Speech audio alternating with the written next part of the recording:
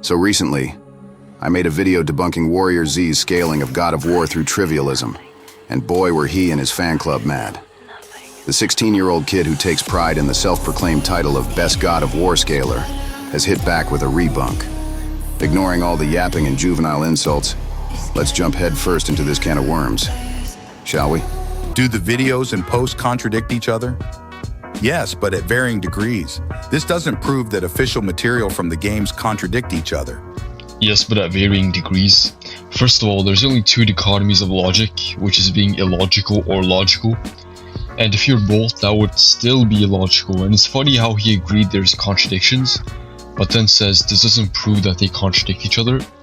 Now you're just contradicting yourself. That's the only thing that's contradictory here. And we are off to a great start. I said that the videos contradict each other, but that doesn't prove the same for the official material.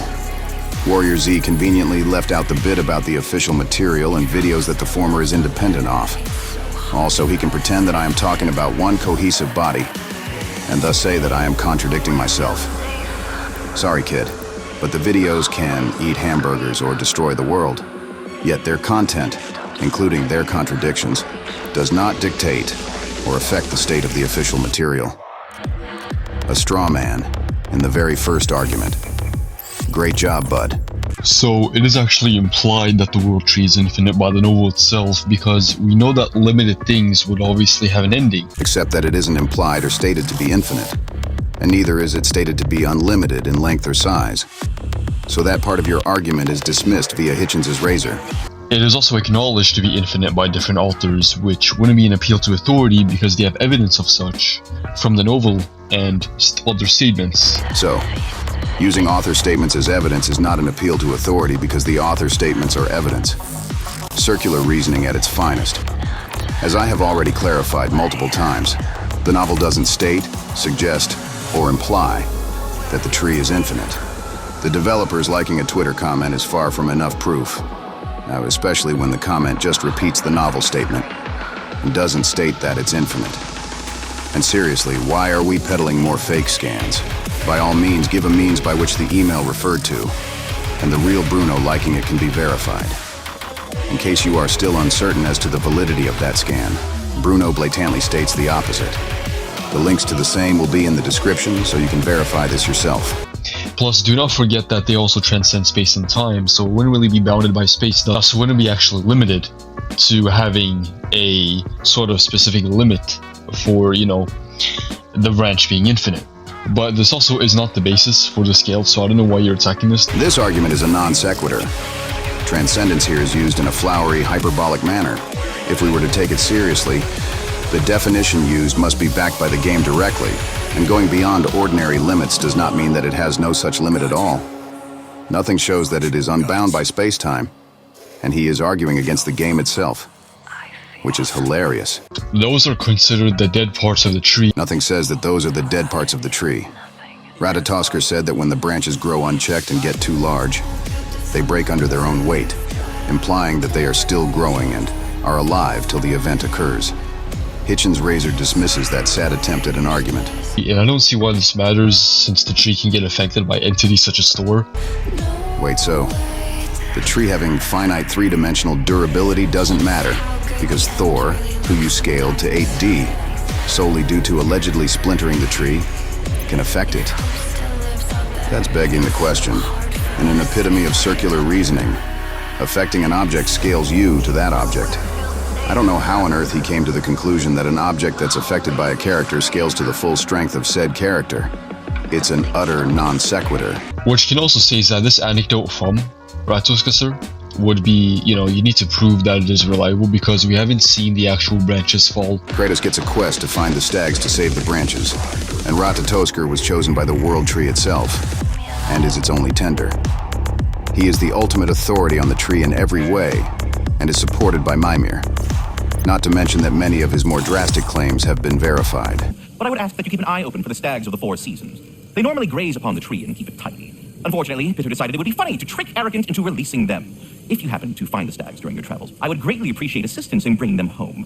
I would have one of my spectral squirrels do it, but they, keep eating the feed I give them. Consequence of it being the most delicious food in all the 9 realms, I suppose. Speaking of, here, take some feed. Once you've found a stag, the feed should calm them down. Then one of my spectrals will guide them back here. And, don't eat the feed, please. I will not. Bitterness asked me if I was too chicken to release them, but I am in fact not chicken-like whatsoever. So as you can see, I have no choice. Yes, of course. What else could you have done? While normally this would be a harmless prank, Fimbulwinter prevented the stags from returning, and now they have long since scattered to parts unknown. It was worth it. Now then, any luck finding those lean worms? The detonation of Asgard shook the world tree to its very roots, dislodging a great number of realm seeds. I thought you might wish to have them. My little way of saying, thank you for preventing my death by immolation. You Talk about me. What? I apologize for arrogance. Please. Take care of the ding-dang world tree. Without your boy here, the realms would rot off the branches before you can say ingratitude. He does have a point. Tending to the world tree all on your own is no small task. Of course he's got a point, my dear Lemire, but singing your own praises, it's awfully gauche, isn't it? Who the hell else is gonna sing them? And your question was? Oh, I've utterly forgotten. Splendid. Until next time. But this would be essentially you trying to theorize why they made it appear infinite. It is an illustration of an infinite realm in itself. Why else would it be, illustrated as infinite if the underworld itself wasn't? If you don't know what you're talking about. No. This is you taking a phrase in an artistic context and trying to change the context to that of a factual and literal description of a facet of the game. Maybe try to read some more so you don't make a fool of yourself every 5 seconds. Kratos survived this said ability via resisting it, or even like being immune to it. It's been explained multiple times how he has resisted the Sisters of Fate power. And why wouldn't it be absolute if it's said to be the strongest power in the Pantheon? Genius. The only reason Kratos didn't die permanently when he died was because of the Sisters of Fate playing around and fighting among themselves. The Sisters do not have absolute control unless they work together in perfect sync, and their plots against each other are directly responsible for their deaths. Furthermore, strong characters can break free of their fate if the Sisters don't work together and consider every single possibility. The Sisters' power isn't absolute, as there are powers that even they are in awe of. Being the strongest power in the Pantheon doesn't make it absolute. That's yet another non sequitur genius. So, first off, this doesn't really speak about the cosmology. How does this larger universe of God of War fit together with different mythologies? Do you guys have those ideas locked down? Yeah. Second, this is Cory Barlog stating that there is a direct timeline.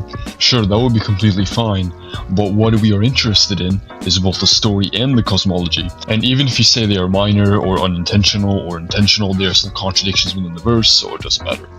The author can claim whatever he wants, but the evidence is right there. Like, you can create a blue-haired character and then say it's green. That wouldn't really make it true. Trivialism only works if the devs intend for all contradictions to be true and exist together, which was shown not to be their intention at all. This whole series of videos can be summed up as you saying that contradictions equal trivialism, and me pointing out that they have to be intentional and it should apply to every facet, which the games and devs don't support. The developers have full authority over their games, so stop being a hypocrite and trying to discredit official statements.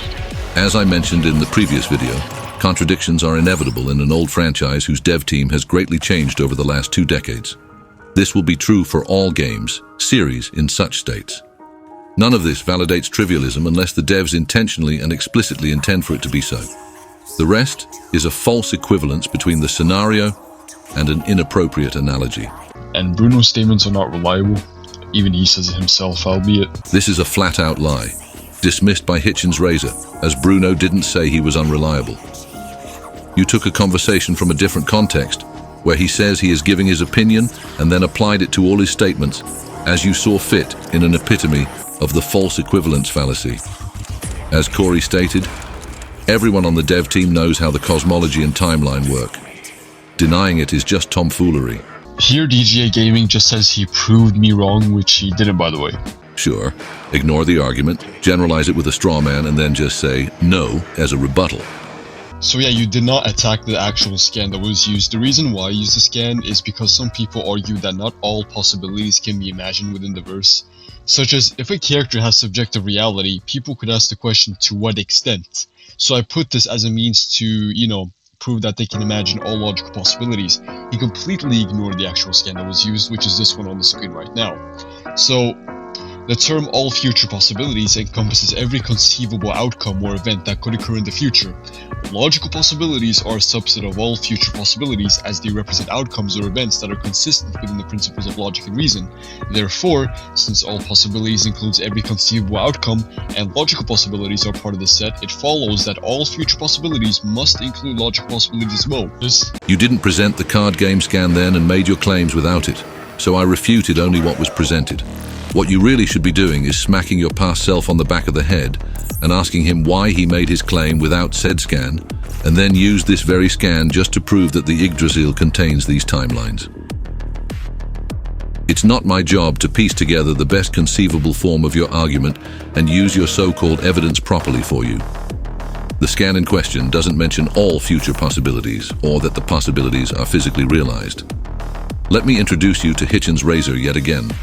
This brings us back to you ducking my refutation of the entire well-of-Erd argument. Anyways, the rest is just more yapping and damage control. Warrior Z also mentioned that he no longer stands by trivialism, so this should be the last video I make on that topic. Upcoming videos will cover Kratos' immortality, the cosmology of God of War, the scaling of Doomguy, for which I have some spicy new scans, and more playthroughs of Ultrakill, including patch 15. So make sure to subscribe and turn on notifications so that you won't miss a thing. Thank you for watching. Hope you enjoyed the video. Don't forget to like, share, and subscribe. See you later, alligator.